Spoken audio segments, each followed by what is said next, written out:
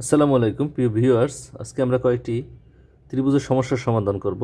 প্রশ্ন একা বলা আছে, একটি ত্রিভুজের দুইটি কোণের সমষ্টি 160 হলে অপর কোণের মান কত?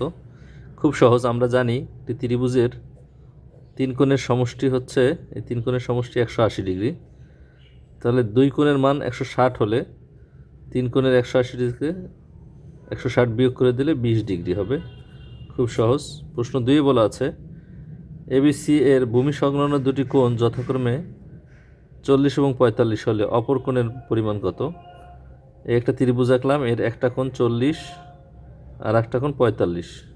তাহলে দুইটা কোণের সমষ্টি কত? 40 যোগ 45 সমান 85 ডিগ্রি। আমরা জানি তিন কোণের সমষ্টি 1 2 3, এই তিন কোণের সমষ্টি 180 ডিগ্রি। 180 ডিগ্রি থেকে দুই কোণ 85 বিয়োগ করে দিলেই আমরা উত্তর পেয়ে যাব। উত্তর হবে 95 ডিগ্রি। উত্তর গ। প্রশ্ন 3 বলা আছে, এবিসি ত্রিভুজের এ কোণ 40 ডিগ্রি এবং বি কোণ 80 ডিগ্রি হলে এবং সি কোণের সমদ্বিখণ্ডক এবি বাহুকে ডি বিন্দুতে ছেদ করলে সিডি এ কোণ সমান কত? 41তম বিশেষ পরীক্ষা আসছে, এটা আমরা সলভ করছি। একটা ত্রিভুজ আঁকলাম, ত্রিভুজের এ কোণ বলা আছে, আমরা এ কোণ বি এবং সি। এ কোণ বলা আছে 40 ডিগ্রি, এটা বলা আছে 40 ডিগ্রি।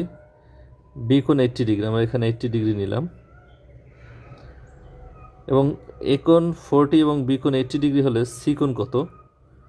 আমরা তিন কোণের সমান জানি 180 ডিগ্রি। 180 থেকে এই বাকি দুইটা কোণ বিয়োগ করব।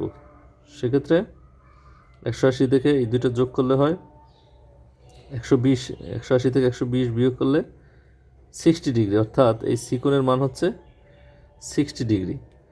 এখন বলছে যে সি কোণের সমদ্বিখণ্ডক এবি বাহুকে ডি বিন্দুতে ছেদ করে। এই সি কোণকে আমরা সমান দুই ভাগে ভাগ করব এবং এই এ বি বাহুকে এই ডি বিন্দুতে ছেদ করছে।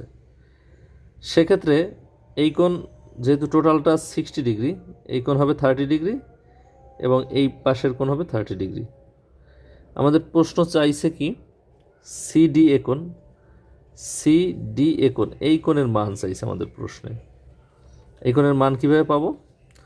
আমরা তিনটা কোণের, একটা কোণ 40, একটা 30 আর একটা কোণের মান চাইছে। তো দুইটা কোণ মিলাইয়া 40 যোগ 30 সমান হচ্ছে 70।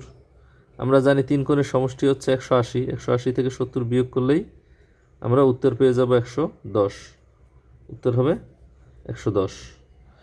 এবার প্রশ্ন 4 বলা আছে, এবিসি ত্রিভুজের বিসি বাহুকে ডি পর্যন্ত বাড়ানো হলো। আমরা একটা ত্রিভুজ আঁকি, একটা ত্রিভুজ আঁকলাম, এ বিসি নাম দিলাম। এই এবিসি ত্রিভুজের বিসি বাহুকে ডি পর্যন্ত, এই বিসি বাহুকে ডি পর্যন্ত বাড়াইতে হবে। বাড়ালাম। বলছে এ কোণ 60 ডিগ্রি, আমরা এ কোণ 60 ডিগ্রি দিলাম এবং বি কোণ 50 ডিগ্রি, বি কোণ এখানে 50 ডিগ্রি রাখলাম।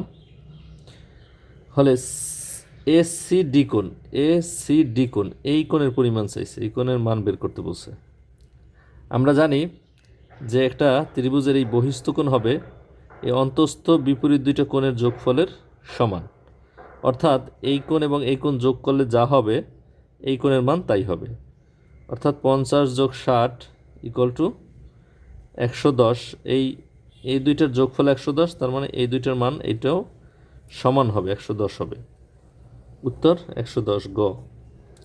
প্রশ্ন 5 বলা আছে, এবিসি ত্রিভুজের বিসি বাহুকে ডি পর্যন্ত বাড়ানো হলো।